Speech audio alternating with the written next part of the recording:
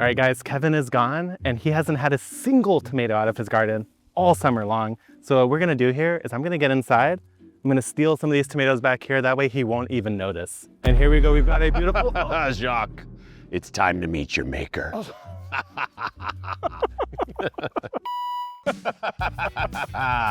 We're back, it's summer. I have eaten tomatoes, you fool. But I've been gone for a little bit. You've been gone for a little bit. We've left some tomatoes hanging. They're hanging low. So we need to harvest some. This is a harvest vlog. It might be the most summery harvest vlog of this season. Yeah. And we need to get on the tomatoes. And we gotta fill up this basket, that's for sure. So many in the front. So this was sort of the third tomato plot. Yeah. Actually 4 different plots this year for our tomatoes, or my tomatoes at least. I heard you're not having the best year. Oh, it's actually pretty good. It was actually really good up until maybe 2 weeks ago. And then Are you growing them like this though? I do have a few like that. I have a couple like that. Growing them like this? Okay, watch. Have you ever had a tomato thrown at you? I have not, but I have thrown a tomato at you. Yeah, you have. And that was actually pretty fun. Okay. So breaker stage, like this doesn't look fully ripe, but it doesn't need to be. Yeah. It's well past 50%. So we can harvest this up no problem. I say we tackle this bed, we get some hangers from over there. Okay. And we take a look at the GP. Oh, giant pumpkin. Okay, Jacques, this year, what was your tomato dilemma? We all have them. So, I mean, that's a story as old as time, if you ask me. One that you've been kind of sick of hearing about, actually. Yeah. Is root knot nematode. No, I mean, I've been sick of hearing of it, and I've been sick of experiencing it, to be honest. Look, I've got some tomato zippering here. Oh, yeah. See that? So when you see zipper. a zipper, like it's like a little perforation looking thing on here, it's a slight pollination error. It is not like really that big a problem. No. But, you know, if you're ever curious what you're seeing there, that's what you're seeing. Yeah, and then these are the determinate tomatoes, right? These are why they're not that tall. Yeah, so what I like to do in raised beds is I like determinates in my raised beds. This is our 8x4 large, short, epic raised bed. This you could put an indeterminate in. I agree. That would have fun. But for a taller bed, like the one behind, the 29-incher, I would be considering determinates only. And also just, I don't know about you, but in a raised bed in general, I like determinates. Yeah, I think that honestly, the tomatoes in the raised beds have done really well for me. Yeah. The main issue I've run into is I started my tomatoes like maybe a month or 2 earlier than you. Yeah, you did. And that was fantastic because it turns out root knot nematodes don't like cold soil. So I think my tomatoes got to a point where they really cranked up and then it got hot and they cranked down. When you know what cranks me up is when I planted out the Pianolos, the Vesuvius, all these storage tomatoes, they got absolutely spanked with root knot nematode, and they got spanked hard. They got spanked really hard. They got spanked really hard, and unfortunately, I don't think I'll get a ton of those, but obviously I'm not super sad because look at my harvest right here. Yeah, there's plenty on this one. I need some recipes though, guys, because yeah, I could sauce all these. That seems like a bit of a waste to sauce all of them. I need some sort of artisanal, sun-dried, you know, something a little je ne sais quoi. Ooh, there's more. These are breakers for These are breaker stages. So if you guys don't know what breaker is anyways, it's 50% ripe or so, or 50% color change. Roughly the flavor's locked at that point. You can pull it off the vine. If you're getting problems like we actually have, let me see if I can find one. You're getting some pecking problems like this right here, you can pull it off at the breaker stage. You'll avoid this because the birds really won't get the signal to eat them. Look at this bad boy. I don't think that's gonna fit in the basket. I don't think so, and it's probably not quite ready to harvest yet. Let's do a quick lift. Oh, what do you think on the poundage there? Give me an estimate. I'll give it a haul. Give me a haul estimate.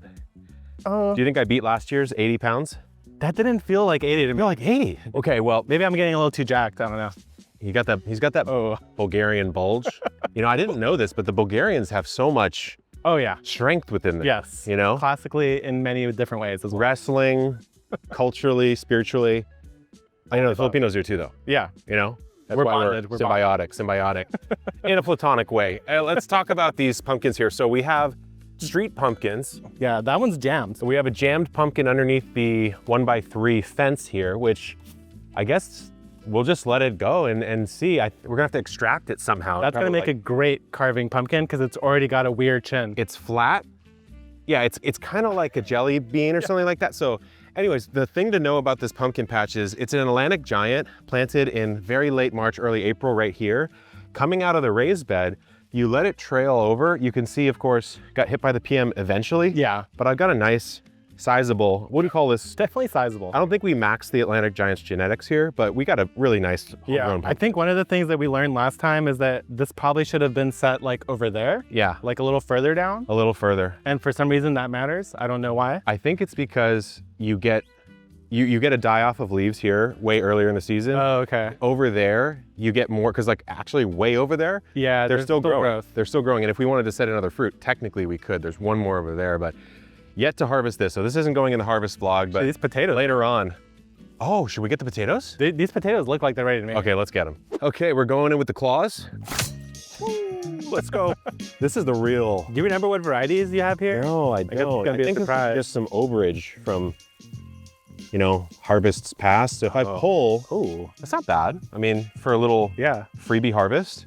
I've never grown potatoes in the middle of summer. So I actually wonder if like, you know, like they like the heat or not. They're good or not, yeah. But they look good. We'll toss the debris here. Here's the thing, yeah, okay, good. I was gonna say, am I gonna get some actual buried boys? And I am. Got a couple of these. Might be guys hard here. to find them all. Here's the seed. So there's not gonna be like the biggest potato harvest, but they're gonna be easy to cook. The gardener's secret, right, is if you harvest something that's accidentally too small and you're like kind of bummed about it, you just call it gourmet. Yeah, it's a baby potato. Yeah, I mean, this is gonna be like a modest little yield, I would say, but. I mean, that was your nickname, right? That's what they called me in high school. Modest yield, you know? All the girlfriends I didn't have, actually. Literally had 0. The boys are in the backyard now. It's pepper time, although this amaranth is looking quite It's trying to steal the show. attractive. Not quite yet ready to harvest. Got the dangle though. I like that weep That's on the thing flower. about it, it dangles. Look at that one behind you, the burgundy. Yeah. This one's getting a little closer. What do you guys think? Should we make some scones again? Wait, we're making scones, right? I don't know if they're ready. I don't know if I'm ready. Okay, let's get into some peppers here. By the way, I wanted to show Got you some guys crazy something. varieties in here this year. We just made these. The Epic wooden compostable plant label. Big and long. Write your variety, write your date planted. Rep Epic.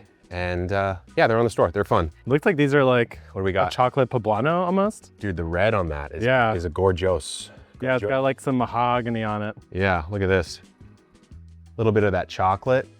I like that. It's pretty. Call me Mary C. So one thing that you did differently than I did Yeah. is that you really spaced your peppers out. Well, because last year I didn't, remember? Yeah, and this year I didn't. Well, last year we were both trying that double pepper, Yeah. the double pepper topper move, and I don't dislike it. I just don't think it's like mandatory. I ended up doing it again this year, and actually what caught me is my peppers grew a lot better than they did last year. Really? And so then they're like, now they're really tight up against each other. It's still working out, but I feel like I got a little more bacterial like spot disease on my peppers. I remember this year we strategized and we were like, we want to space them out a little more because it was just a touch too cramped in this bit. Yeah. That's where the sweet potatoes are. Right. So we got these little Hungarian bells. This might be my paprika vibe set. So the sweet banana has been really nice for me this year. Yeah. It's honestly one of the most prolific peppers I've grown. And now here, let me get an That's such a good example. pickling pepper. Look at this guy. That's a beautiful pepper. So here's the thing that's kind of interesting Yeah. is that with the sweet banana, is you're used to like seeing banana peppers like this color, Yeah. but they will turn red over time. And so actually you could let them go full red and they get like a little sweeter. That's a nice little orange. That's a nice color. Yeah. Yeah, I really like it. So if you're not sure when to harvest these, you could wait till they get a little bit of color like this and they'll be absolutely delicious. I'm actually curious, like roasting this, like you'd roast like a poblano. Oh, yeah. maybe? This could be interesting. Because Absolutely. normally you eat these fresh, like salad pepper Honestly. type thing. I didn't say you could do that. Oh. It's really good. Time to get the katana back out. Okay, let's keep harvesting. That is a wild jalapeno look. Purple, gorgeous. All right, we got one mislabel here. This one says habanero. I know, I saw that. I was like, that's not a habanero. If it is, I'm in trouble because Yeah, I've been Big trouble. about to bite that. And this is black Hungarian. So it actually starts off black. This is your quintessential. That's really cool. This is your paprika pepper. I You gotta know how- say, I'm making paprika this This year. is the way it starts though. It's Yeah. called a black Hungarian. Are you So making it goes- paprika this year? I am. Oh. I actually have a couple paprika peppers. And they're Did you enunciate it like that to throw shade at my paprika. pronunciation? Paprika. But the thing that I've noticed with the paprika peppers is that they have thicker walls. Yeah. So that way when they dry down, they have a lot more meat on there. So you get an actual powder. Like a thin skin pepper, you're not gonna get much. What is Padron. that? It's a Padron. Dude, those have hit me really hard. Very boxy pepper. Yeah. Very boxy And shape on this guy. Those guys are like a true wild card. Yeah. You don't know what kind of heat you're gonna get. And I've been Papa hit with Padron. something I couldn't handle. Papa Padron could come at you pretty hard Yeah, here. he really can. Okay, we got a little selection of peppers. I'm gonna grab a jalapeno too. Something is tickling my fancy. Uh-oh, right over here. This is the melon patch. We've done it in a couple places. This used to be where the potatoes were earlier this season. There's a few types. There's Mountain Sweet, The big boy. the big yellow one, which is not quite ready to harvest. And then there's a couple of these little guys. Sugar Baby. We're gonna harvest a Sugar Baby for you guys today. And you and I are going to enjoy it, maybe together. I'll Maybe take together. it. I love watermelon. Okay, let's get in the Absolutely mix. one of my favorites. All right, Jay. Sugar Babies right here, two of Stressful. them. Hanging low, hanging sweet. So what were you looking for? The main thing that I've learned is that the tendril and the spoon leaf are kind of the first order. Yeah. And the tendril would be this little weird guy hanging behind. The first one next to the melon that you're looking at. Yeah. So the thing about these is they're cucurbits, just like a cucumber, which would climb most of the time, but we're growing them in a patch. We do have an arch that's doing some watermelon over there. Two big hangers. Oh yeah. But anyways, to get back to the point, you've got a withered tendril. Yes. And then that's confirmed. confirmed. There's supposed to be a withered, what's called spoon leaf right A lot in of times front you of- don't see it. It's so withered it's not on the plant anymore, Yeah. which is another good sign. Then you look underneath. Yeah. Ooh. We look got at a the little field bit of yellow spot. there. Yep. Which of course, this is the spot that's simply not able to photosynthesize. Yes. Light cannot reach it, and so you should see not necessarily pure white. You should see a bit of a yellow, sort of cream, Yeah. like a. This one has like Oh, a wow. pretty dark yellow on Wow. Yeah. it. But it also might be because of like the way it was positioned, like if it was on wetter ground. Of course, I feel like if it was that's hanging too, you wouldn't see it. So the spot is no longer Yeah. a signal. You're also looking for a bit of this sort of sheen to kind either of fade. kind of fade away. You're not looking for like a crazy shiny pumpkin, I Right. don't think. So I think we can just pop it off. Ooh. And Oh, that sounds crispy too. oh, Yeah. you think it's gonna pop when we open it? might pop. It might pop. Should we get out the decapitator? The decap. Okay, let's go taste. Who wants to do the honors? I think it's all you. Is it me? Yeah, I think it's Okay. you. Because I actually chopped one pretty recently. Really? It went pretty well, It went good. but I think you need a little practice. Okay, I do. I haven't actually chopped a melon here. You're gonna need to. For the safety of YouTube and our commenters, we need to move back. All right, here we go. Just simple chop. Nothing All right. crazy. Oh. That is beautiful. Wow. Wow. I think this was actually a nailed it. Yeah. Because there's deep color in there. Smell it. Huff There's- it. Huff it.